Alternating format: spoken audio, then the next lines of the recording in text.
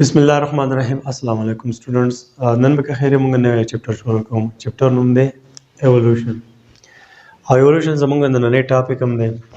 ایوولوشن اصل کې د ایوولوشن نه مخکې زه دا خبره تاسو ته کوم لکه کومه ساينس دا وایي چې لکه د نن سبا چې موږ ته په دنیا کومه جاندار په نظر راځي لکه مونږه کوه ګډې بیزي مختلف بوټي دا بار مرغۍ چې کومه چغې وایي ساينس دا وایي چې پخوانه په اول کې دا جاندار داسې نه و. مطلب دا ډېر زیات ډېر ساده جاندار و، سمپل جاندار و، مطلب د یوې خولې نه جوړ جاندار. مطلب دې باندې به خیر بیا په ډیټیل خبره بیا کوو دوی چې کومه خبره کوي، خو موږ صرف انټروډکشن کوو. نو ساينس دا وایي چې دا جاندار ډېر زیات ساده و او د ساده نه مطلب په دې کې ورو ورو په قلاره ګریجوال چینج راځي او کمپلیکس طرف ته دا خبره روانه وي. نو دوی دا هم وایي چې دا چینج داسې کنټینیو روان دی، کیدای شي په دې جاندار کې نور چینج راشي او دا جاندار څه بل څه ته واوړي. خو دا خبره اوس واورئ، موږ یو مسلمانان الحمدلله په دنیا کې دوه قسمه خلک اوسېږي. یو داسې خلک چې هغې ته موږ وایو تھیسټ او ورسز بل دی ایتھیسټ. تھیسټ هغه کسان دي چې هغه د الله پاک په ذات او په وجود باندې یقین ساتي چې الله پاک شته، ډیفینټلی شته. او ایتھیسټ نعوذ بالله دوی د الله پاک ذات او وجود نه مني چې الله نشته. ټیک ده. تھیسټ بیا مزید په دوه قسمه باندې دي. تھیسټ کې بیا یو دی مونوتھیسټ دې ته موږ وایو چې مطلب موږ چې کوم مسلمانان یو زموږ د یو الله په ذات باندې یقین دی چې الله یو دی. ټیک ده.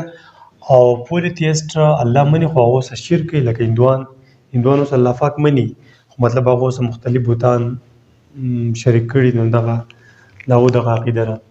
ښه نو موږ اوس خبره کوو لکه تھیسټ دا وایي تھیسټ چې کومه دي چې دا څه الله پاک کړي دي او الله پاک چې څنګه کړي د وخت نه هغه دي، په دې به انشاءالله به ډېر خبره کوو. او ایتھیسټ دا وایي دا کوم چې دغه دي دا بېدینه مطلب دوی سره څه دین نشته دی.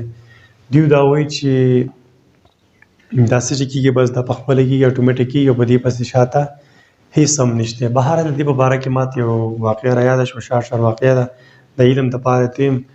لکه یو بزرګ و زموږ د مسلمانانو آی ډونټ نو چې په کومه زمانه کې و نوم یې څه دغه راته پته نشته، خو قصه مې اورېدلې ده او ریل قصه ده.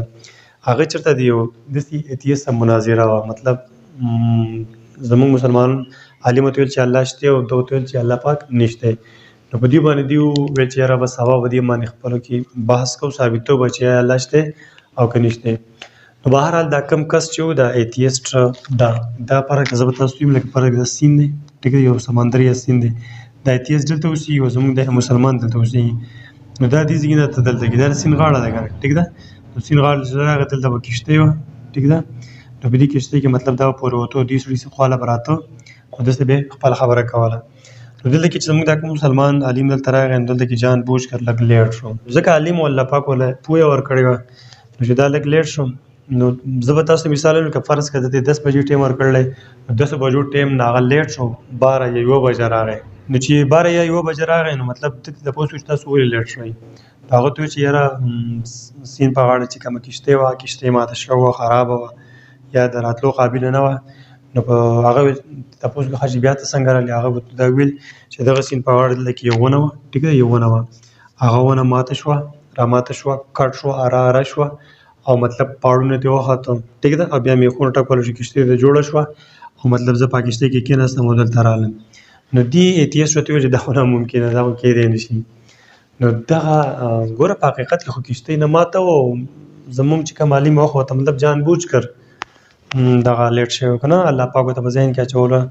نو هغه ایتھیسټ وویل چې یاره دا کښتۍ څنګه په خپله ونه راماته شوه، اره شوه، هغې نه لرګي وته، کښتۍ ته جوړه شول، دا خو زه نه منم.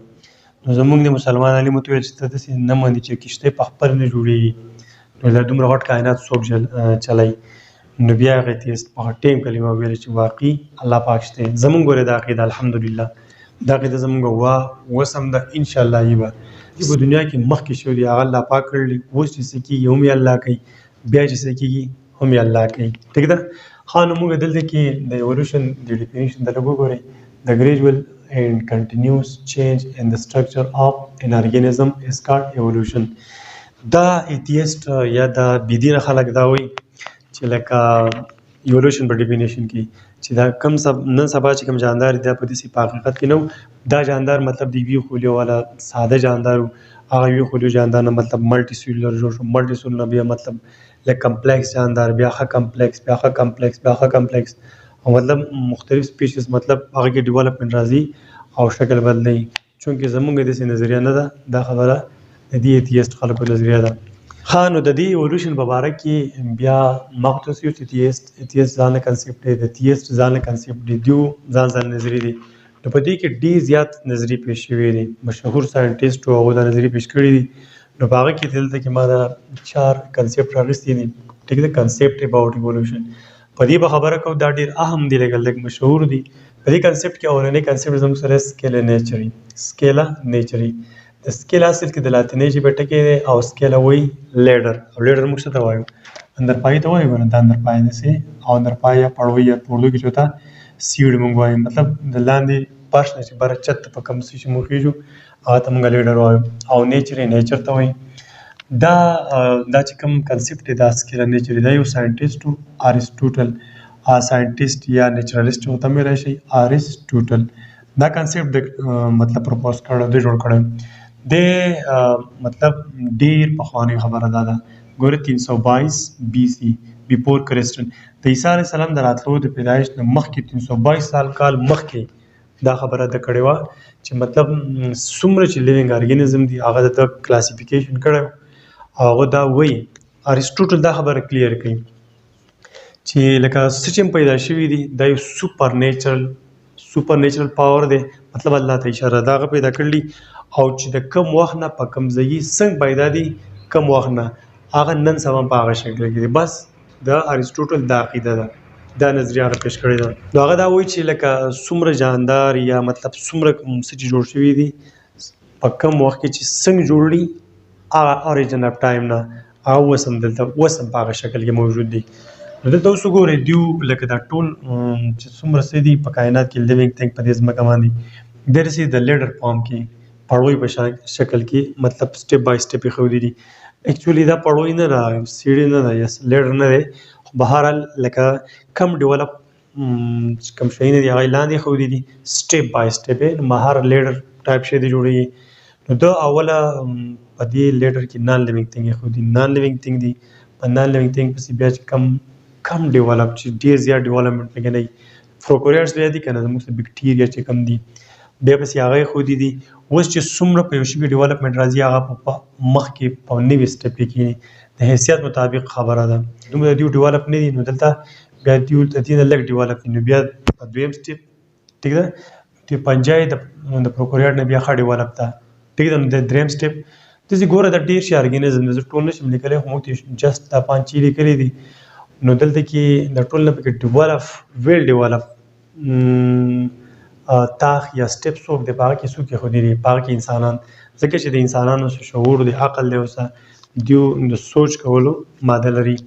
نو بهرحال دیو ارسطوټل دا وایي شارټ کټ خبره ده کوم، لکه دا خبره کمپلیکیټ کوم نو چې سم پیدا کړلی سوپر نیچرل پاور، مطلب الله پاک ته اشاره دی چې څه پیدا کړلی، په کم وخت کې څنګه پیدا کړلی، کله چې څوک پیدا شوی دی، هغه چې هغه حالات کې کم او هغه نن سبا هم دی. بس سمپل خبره ده، ارسطوټل دا خبره ده.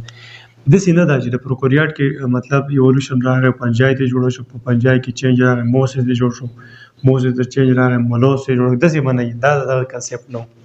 بهرحال موږ د ارسطوټل په دې کنسپټ باندې پوه شو، سکیلا نیچري ټیک شوه. د عیسی علیه السلام د راتلو نه مخکې 322 سال دا کنسپټ پیش کړو د نوم یې ارسطوټل دی، چې کومه جاندار د وخت نه څنګه پیدا دي هغه نن سبا په هغه حالات کې دي. ایولوشن والا څه وایي؟ ایولوشن مطلب چې کومه د ایولوشن په نظریه باندې دغه ساتي، د عقیده ساتي چې نه دا خو د وخت نه چېرته یو سمپل ارګینزم وي، خو والا جاندار او په هغه کې رو ګریجویټ چینج راځي او مطلب دغه چینج د وجې جاندار بدلېږي. بهرحال د هغې باندې به که خیر په خپل ټایم خبرې کوو. بل پکې زموږ سره دی کریشنزم، مطلب دا زموږ اصل کې د مسلمانانو عقیده ده.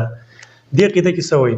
ګوره all form of life are created by supernatural power God. ټیک ده، په دې کې دا وایي چې لکه کریشنزم کې دا نظریه ده لکه زموږ چې کومه یونیورس دی، ټیک ده، کائنات، نو دا کائنات الله پاک په 6 ورځو کې پیدا کړلی، ټیک ده، 6 ورځو کې. په دې نظریه کې دیو دا وایي دا نظریه چې دا څومره کائنات دی، دا کائنات الله پاک په 6 ورځو کې پیدا کړلی. څومره کائنات مطلب چې الله پاک څه پیدا کړلی دا ټول کائنات کې راځي. نو په دې اولنۍ دوه ورځو کې په اولنۍ او دویمه ورځ کې مطلب ځمکه او اسمان ټیک ده. د دې نه بعد بیا په درېیمه څلورمه ورځ کې انسیسټر اف پلانټ مطلب بوټي پیدا کړو. په پنځمه ورځ باندې پکې ځناور پیدا کړو او په شپږمه ورځ باندې آدم علیه السلام پیدا کړو. دا شو زموږ سره د کریشنزم نظریه. دا کارونه چا وکړو؟ د الله پاک په خپل قدرت باندې وکړو. ټول کائنات یې په شپږ ورځو کې پیدا کړ. په اولنۍ دویمه ورځ کې ځمکه او اسمان ټیک ده. په درېیمه څلورمه ورځ باندې بوټي، په پنځمه باندې ځناور او په شپږمه باندې آدم علیه السلام انسانانو کې اول ځای جوړ شو. دا زموږ دغه نظریه ده. د دې نه بعد بیا دلته کې یو بله نظریه ده د ایولوشن په باره کې، لامارکزم. لامارکزم اصل کې دا یو ساینټیسټ دی، یو نیچرلیسټ چې لامارک نومې دی، هغه دا کنسپټ یا دا نظریه پیش کړې ده. دی په دې نظریه کې څه وایي؟ ګوره، ارګانیزم ایوالوډ تھرو انهیریټنس اف ایکوایرډ کریکټر. دې ټکي ته پکې وګورئ، دا پکې اصل ټکی دی. ایکوایرډ کریکټر اوله یاد کړئ، نو په دې ډیفینیشن به اله پوه شو. ایکوایرډ کریکټر دې ته وایي لکه فرض کړئ یو جاندار یا انسان خبره وکړو، یو انسان پیدا شوی دی، هغه انسان کې پیدایشي څه خصوصیت یا داسې څه خبره پکې نشته او وروسته ورته په ژوند کې میلاو شو هغه خصوصیت. لکه خصوصیت زه به تاسو ته وایم، لکه فرض کړه یو کس دی او ډریور دی، ټیک ده. نو ډریور خو لکه پیدایشي خو څوک ډریور نه وي، وروسته دا ډریوري یاد دی، ټیک ده.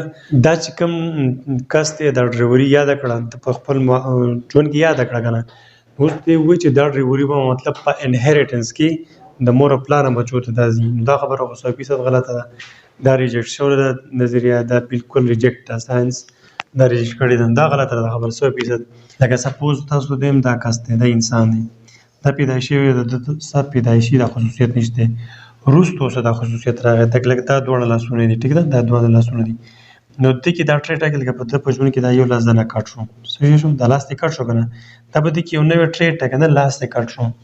نو دیو دا وایي چې یس د مور او پلار نه به دا خصوصیت بچو ته اوړي. نو دا خو داسې نشي کېدی، دا خو مونږ وینو چې د مور او پلار کې د چا لاس نه وي، نو د هغه چې کوم بچي کېږي د هغه خو به خامخا لاس وي. بهرحال لامارکزم دا نظریه غلطه وه، دا ختمه شوې ده. خو په ایولوشن کې زیاتره کردار د دې ډاروینزم کړی دی. ډاروینزم څه وایي؟ ډاروینزم ساده خبره کوي چې نیچر سلیکټ دوز ارګانیزم ویچ آر بیسټ فټډ ټو انوایرمنټ.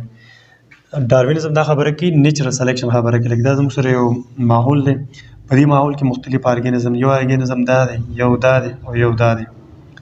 نو په دې ماحول کې دوی ته مختلف خبرو سامنا کېږي که نه. نو دلته چې په دې ارګانیزم کې چا د ماحول مقابله وکړه هغه به بچ شي، او چې کوم د ماحول مقابله ونه کړه نو هغه به پخپله ختمېږي. ټیک شوه؟ ګوره دلته دا خبره واورئ، په دې چپټر کې زموږ زیاتره خبرې په لامارکزم او په ډاروینزم باندې به په ډیټیل وي، ټیک ده. نو زموږ ایولوشن چپټر کې به خیر دا په ډیټیل وایو. دا زموږ څخه د ایولوشن چپټر مطلب انټروډکشن شو. د ایولوشن موږ ډیفینیشن وکړو، د هغې په باره کې بیا موږ لږ وضاحت وکړو. بیا موږ د ایولوشن په باره کې مطلب ډېر زیات کنسپټ یو موږ 4 کنسپټونه ویلې. نو زه امید کوم تاسو په دې ټاپک پوه شوي. انشاءالله بیا په نوي ټاپک ملاقات کېږي. تھینک یو، الله حافظ.